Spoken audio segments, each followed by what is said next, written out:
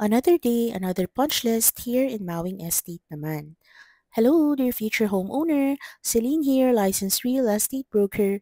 Join me as we check the house of my client in Mawing Estate, located in Barangay Talabastagan, San Fernando, Pampanga.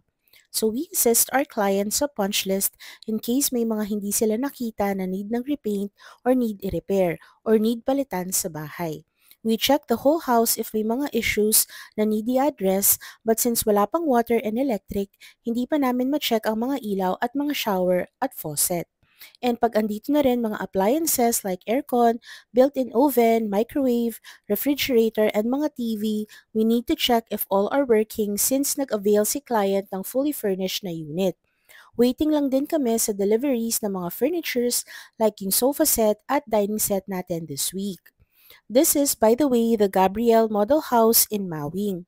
Inavail ni client since ayaw na niya maghintay ng 2 years turnover like sa Madonna. Kasi sa Madonna po, we have 2 years turnover. So mga 22 to 24 months ang turnover.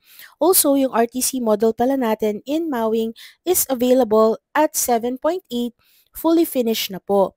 If fully furnished like this one, may additional po tayong 625,000 pesos. So, ayan po siya yung pinapakita ko ngayon sa video.